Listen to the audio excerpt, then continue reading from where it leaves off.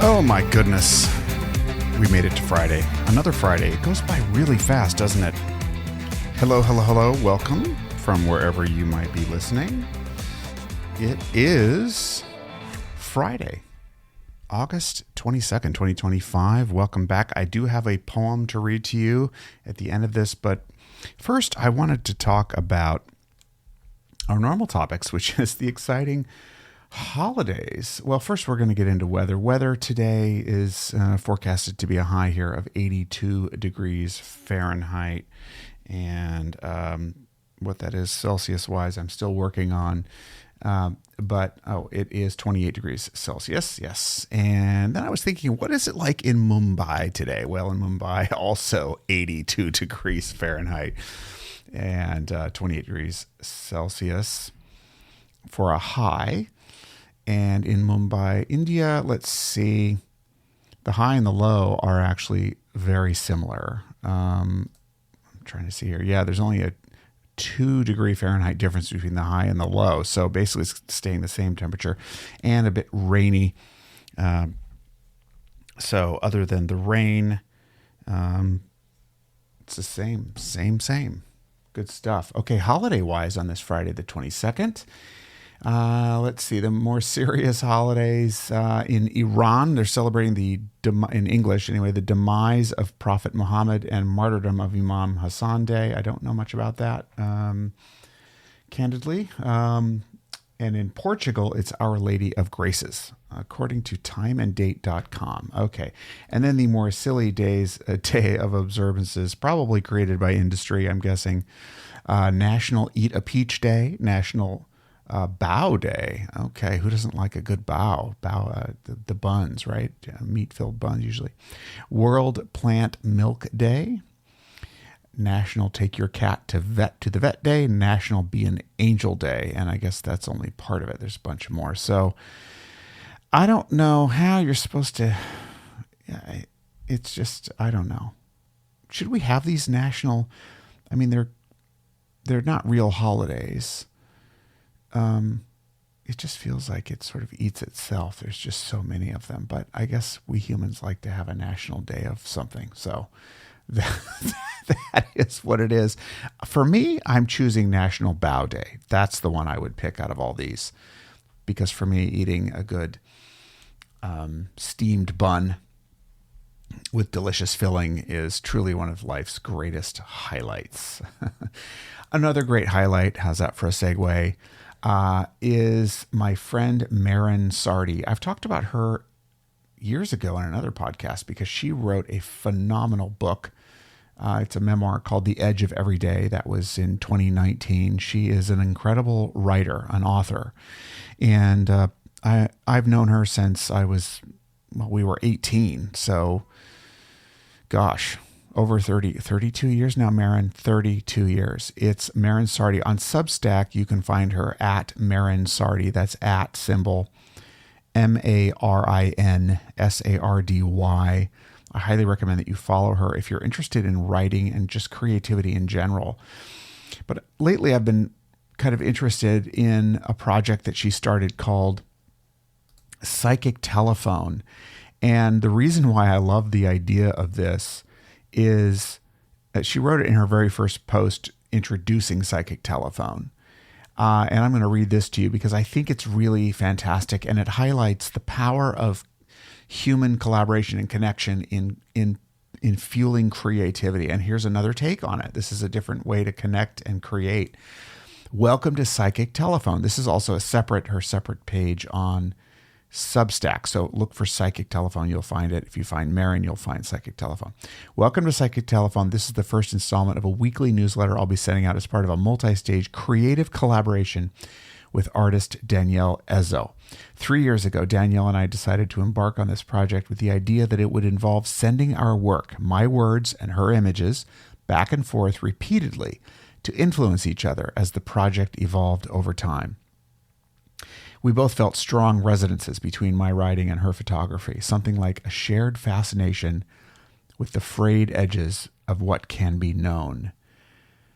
How we both like to start with reality and then torque it or kind of move around the side of it and push and see what happens when it bends. We started with one topic, psychics. I wondered, what do such people experience? What shapes do their experiences take? And why do they interpret these experiences as they do? Is it part of some tradition or history? Is it connected to a larger worldview or set of beliefs? And what, for them, informs their conclusions? In other words, setting aside questions about whether psychic powers are real or possible, what is it like to be a psychic? I began by finding some interviewees, several subjects who self-identify as psychics, intuitives, and or mediums. Then I transcribed our conversations and distilled them into written texts intended to capture the essence of these encounters. And she goes on, and I'm not going to read the entire introduction. Please go read it yourself. But she shared that with her friend Danielle, and then they began creating imagery that went with these posts. And so she says, each week I'll post a short piece of text based on my conversations with psychics, paired with one of Danielle's photographs. Or occasionally, like today, one of us will discuss our process, or I'll share my own musings along with some of the many AI images Danielle has generated directly from the psychic's own words. Our ultimate goal is to publish a book of words and photographs selected from what we share in this newsletter. So this is a key stage in our process, something like an extended cut or a not so rough draft.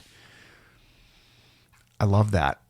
So the plan is to make a book in partnership with another creative and to use these posts, these very frequent posts, as the sandbox of creation. It's just so rich on so many levels. And I love seeing how different, brilliant, creative people are tapping into their creativity and putting it out on this platform. So I will, of course, give you links to Marin's Substack and also Psychic Telephone, and so you can follow along too. I find everything she writes to be brilliant. She is such an uber human. I just love her dearly and respect her greatly, and she knows this, but I recommend that you follow her. If you're into creative enterprise, this is a person worth following for sure.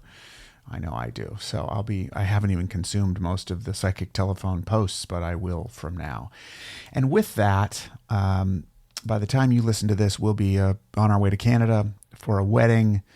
And I thought this was the perfect excuse or reason to read my friend John's poem. Now, John Philemon is a as I said before, he's won, I think, 6 Emmys. He worked in television for decades. He's produced some of the most famous American talk shows. And one of the ways that he cut his teeth professionally was doing all of the producing, which included a lot of writing. It's like, what is producing? In some senses, producing can be writing what the host of the show is going to say.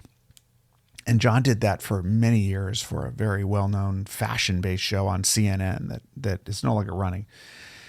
And he went on to produce a whole bunch of other really, really successful shows. But he's a deeply thoughtful man. He's a kind man, and he's fun. And he wrote a poem about unrequited love. And I'm going to read that to you now. It's not very long. It's called An Eternity Apart.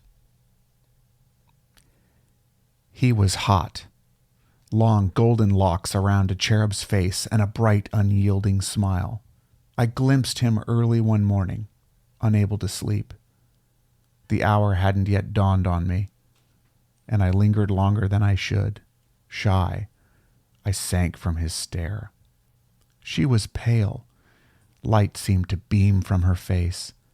I saw her through the early morning fog, her eyes like jewel-filled craters of jet.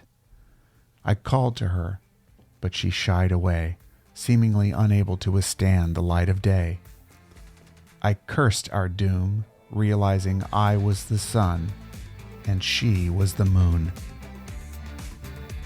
A poem by John Philemon. Thank you for sharing that, John. I love it, and I love you too. And I'm so grateful to all of you for listening. Have a wonderful weekend.